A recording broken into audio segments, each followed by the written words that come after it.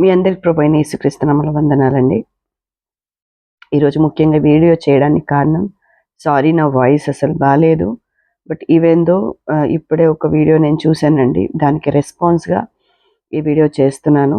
దయచేసి Christian ministry అని sister నవ్య గారు ప్రవీణ్ పగడాల గారి గురించి చాలా అనుచితమైన వ్యాఖ్యలు చేశారు. పాస్టర్లా పరువు తీసిన ప్రవీణ్ కుమార్ పగడాల అని ఒక స్టేట్మెంట్ రిలీజ్ చేశారు యూట్యూబ్లో. తనకు తాను చెప్పుకుంటుంది, నాకు దేవుడు జ్ఞానము బుద్ధి గల ఆత్మనిచ్చాడు అని చెప్పేసి. నిజంగా జ్ఞానము బుద్ధి గల ఆత్మనిస్తే ప్రవీణ్ పాస్టర్ గారి టెస్ట్ అని ఒకసారి జాగ్రత్తగా వినాలా. పాస్టర్ గారి కాట కేవలం సత్కార్యాలు చేసే పిలుపే ఇచ్చాడంట సిస్టర్ చెప్తున్నారు. సిస్టర్కి దేవుడు కనిపించి చెప్పాడా? పాస్టర్ గారు ఎన్నోసార్లు ఎన్నో సెరిమనీస్లలో, నేను 19 years వయసు అప్పుడు ఆయన క్లియర్గా చెప్పిన మాట, నారాయణగూడ బ్యాప్టిస్ట్ చర్చ్లో ఉపవాసం ఉండి ప్రార్థన చేసేటప్పుడు ప్రేయర్ టవర్లో 19 సంవత్సరాల వయసు అప్పుడు, ఆ వయసులో ప్రార్థన చేసేటప్పుడు దేవుడు ఒక దర్శనాన్ని చూపించాడు. నేను కళ్ళు తెరిచే ఉన్నాను.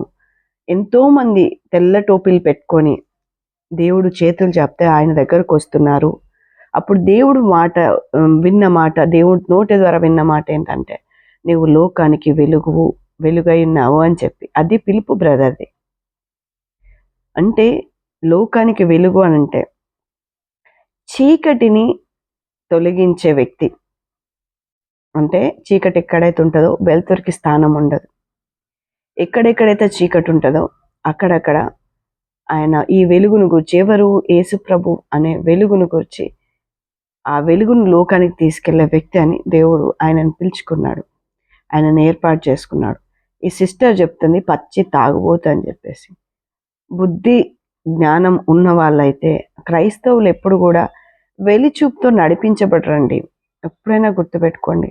నీకు వాక్యం చెప్పించినంత మాత్రాన, వాక్యాన్ని బోధించే సామర్థ్యం ఉన్నంత మాత్రాన, ఏదో కొంచెం 4 మాటలు వాక్యం తెలిసినంత మాత్రాన వేరే వాళ్ళ క్యారెక్టర్ని మనం తక్కువ చేసి మాట్లాడకూడదు. సిస్టర్ ఏమన్నది, ఆయనట ఇతర బృందాలను కించపరిచాడు, అది తప్పు అని చెప్తున్నారు. అమ్మా, తాగుతా అంటే తాగొద్దు అని చెప్పడం తప్పు కాదమ్మా. వ్యభిచారం చేసేటప్పుడు మీరు వ్యభిచరించొద్దు అని చెప్పడం తప్పు కాదమ్మా. పిల్లలు తప్పిపోతుంటే ఆ డ్రగ్స్కి బానిసైతే ఆ వేలో వెళ్ళకూడదు, అది పాతాళానికి దారి తీసే వే అని చెప్పడం తప్పు కాదు. ఆయన పరిశీలన చేశాడు. దేవుడు ఆయనకు అటువంటి ఆత్మను, జ్ఞానంనిచ్చాడు. ఆయన గ్రంథాలను చదివాడు, విశ్లేషించాడు. ఏది తప్పో, ఏది రైటో, ఏది వాళ్ళు ఫాలో అవుతున్నారో దాని గురించి క్లారిటీ ఇచ్చాడు ఆయన. నా దృష్టిలో ఆయన ఏ మత గ్రంథాన్ని కించపరచలేదండి. అందులో ఏముందో ఆయన ప్రపంచానికి తీసుకొచ్చాడు. దాచిపెట్టిన ఏవైతే ఉన్నాయో దీన్ని ప్రపంచానికి, ఇప్పుడు బైబిల్ అనేది ప్రతి ఒక్కరూ చదవచ్చు. బైబిల్ అనే దాంట్లో ప్రతి ఒక్కరూ చదివి తెలుసుకోవచ్చు. కానీ కొన్ని నేను చెప్పడానికి ఇష్టపడట్లేదు, బట్ కొన్ని గ్రంథాలు మాత్రం లేవండి. అట్లాంటి అవకాశం లేవు. అందరికి చదివే అవకాశం లేదు. బైబిల్ అనేది దళితులు చదవచ్చు, గొప్పవాళ్ళు చదవచ్చు. ఎట్లాంటి రెస్ట్రిక్షన్స్ లేవు. కానీ కొన్ని మత గ్రంథాలకు అట్లాంటి రెస్ట్రిక్షన్స్ ఉంటాయి, వీళ్ళే చదవాలని. బ్రదర్ నిజాన్ని బయటికి తీసుకొచ్చిన ఒక వ్యక్తి, చీకటిలో ఉన్న వారిని వెలుగులోకి నడిపించిన ఒక వ్యక్తి.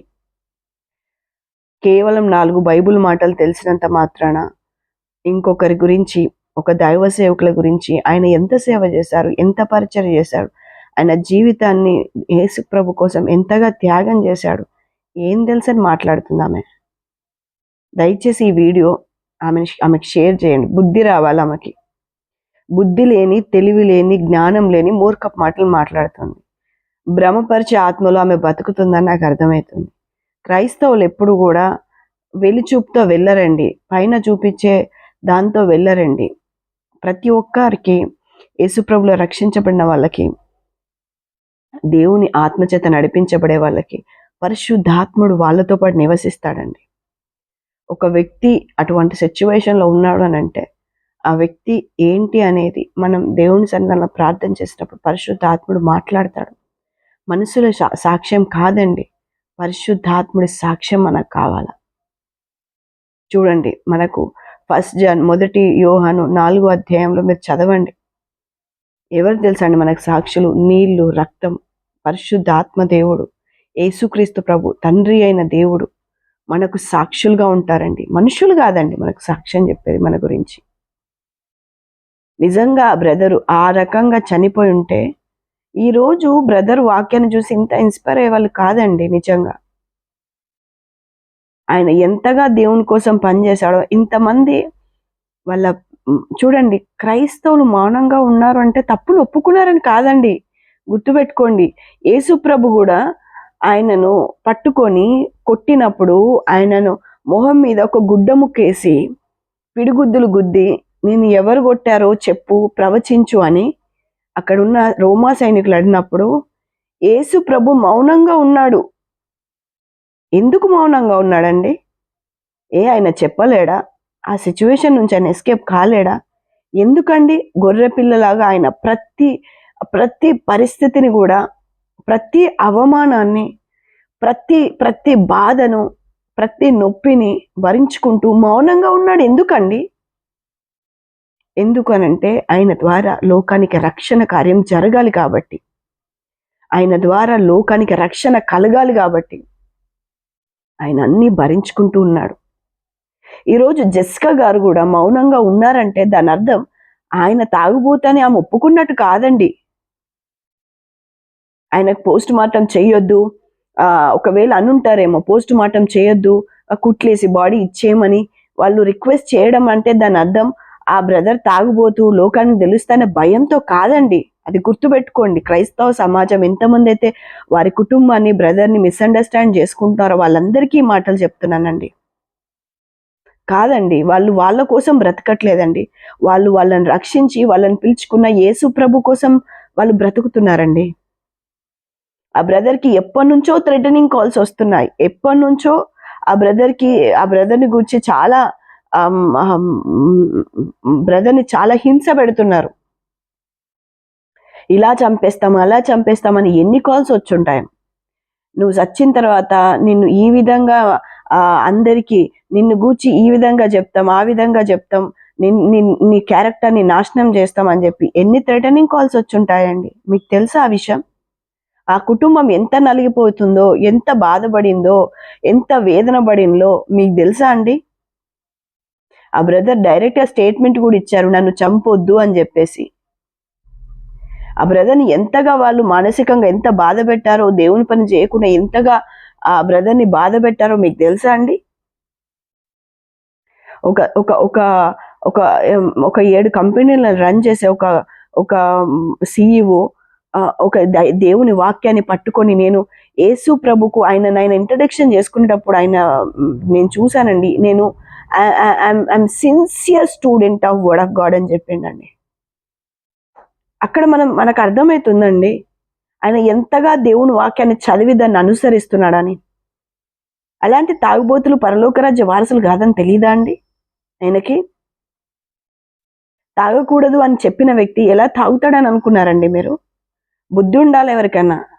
ఆ సిస్టర్ ఎవరో, నేను జ్ఞానవాక్యాన్ని బోధిస్తున్నానండి, ఆ నవ్య సిస్టర్తో చెప్తున్నాను, సిస్టర్ దయచేసి మీ కళ్ళకున్న ఆ పొరలు తొలగిపోవాలని ప్రార్థన చేసుకోండి.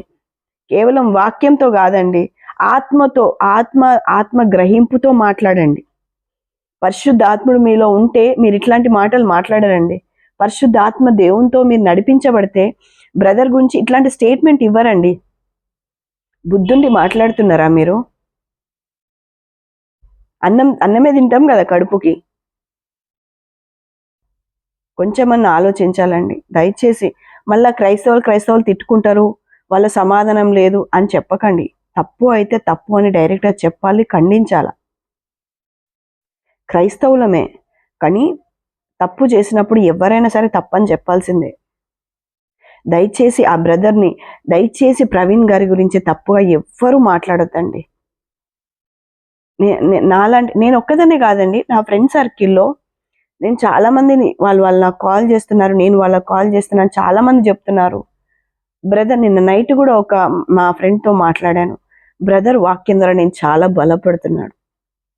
ఆయన బ్రతికి చేసిన సేవ కంటే ఆయన చనిపోయి చేసిన సేవ ఎంతో గొప్పది. ఆయన మరణము క్రైస్తవులను ఐక్యం చేసిందండి.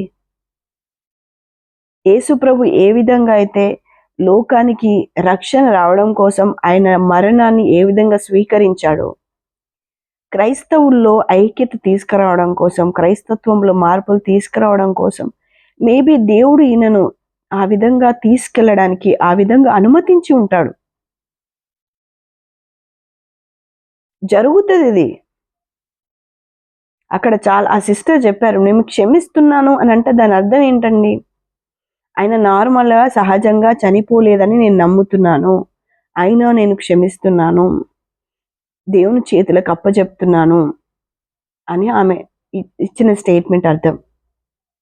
అంతేగాని నా భర్త తాగుబోతున్న విషయం అందరికీ తెలుస్తుందేమో, ఆ పోస్ట్ మార్టం చేయద్దు, ఇట్లాంటి పిచ్చి ఆలోచనలు పెట్టుకోకండి దయచేసి. ఒక క్రైస్తవుడు మౌనంగా ఉన్నాడంటే దాని అర్థం చేతగానోడని కాదు. దాని అర్థం ఏంటంటే వాళ్ళు సంపూర్ణంగా దేవునికి ఆ పరిస్థితిని అప్పచెప్పారని అర్థం. మనుషుల చేతిలో పడడం కంటే దేవుని చేతిలో పడడం ప్రమాదం అని వాక్యంలో ఉంటుంది.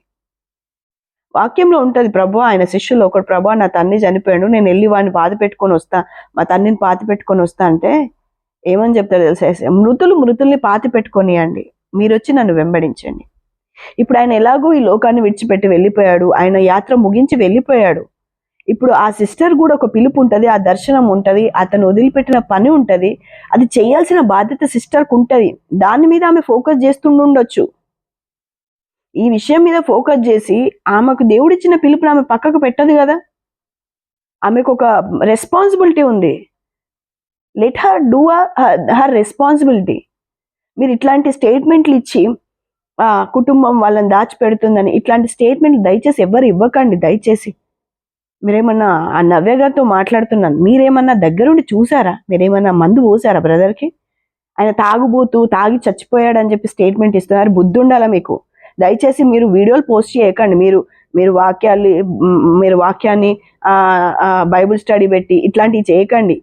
మిమ్మల్ని చూస్తే మీకు ఎటువంటి దర్శనం లేదని అనిపిస్తుంది, మిమ్మల్ని చూస్తే మీకు ఎటువంటి పిలుపు లేదనిపిస్తుంది. నిజంగా దేవుని ఆత్మచేత నడిపించబడే వాళ్ళు, దేవుని పిలుపు అందుకున్న వాళ్ళు, దేవుని కృప పొందుకున్న వాళ్ళు ఈ విధంగా ఒక దైవ సేవకుని గురించి మాట్లాడరు. క్లోజ్ చేసుకోండి రేపటి నుంచి ఆ ఛానల్ని. క్రిస్టియన్ మినిస్ట్రీ అట ఇంకా పెట్టుకుంది, క్రిస్టియన్ మినిస్ట్రీ. దయచేసి క్షమాపణ చెప్పండి ఆ బ్రదర్కి. ఇంకొక వీడియో రిలీజ్ చేయండి. నా సీరియస్ రిక్వెస్ట్, ఆ బ్రదర్కి క్షమాపణ చెప్పుకోండి. ఎందుకంటే పరిశుద్ధాత్మ దేవుని గూర్చిన మీరు బ్రదర్ని మీరు బ్లేమ్ చేస్తున్నారు అనుకుంటున్నారు, కానీ బ్రదర్ని నడిపించిన పరిశుద్ధాత్మ దేవుణ్ణి మీరు కించపరుస్తున్నారనే విషయాన్ని గుర్తుపెట్టుకోండి. ఏ వ్యక్తి ఆయన ఆత్మతో నడిపించబడకుండా ఇంత గొప్ప సేవ ఎవరు చేయలేరండి. గుర్తుపెట్టుకోండి. ఆయన ఎంత సేవ చేశాడో మీకేం తెలుసు అని మాట్లాడుతున్నారు. దేవుని ఆత్మ సహాయం లేకుండా, ఆయన ఆత్మ నడిపింపు లేకుండా, ఆయన పిలుపు లేకుండా ఇంత సేవ చేసే ఉండుంటారా? దయచేసి క్షమాపణ చెప్పండి. బ్రదర్ క్షమాపణ చెప్పండి, వాళ్ళ భార్య క్షమాపణ చెప్పండి. ఈ వీడియో దయచేసి ఆమెకు షేర్ అవులావు ఆమెకు చేరవేయండి. Praise the lord.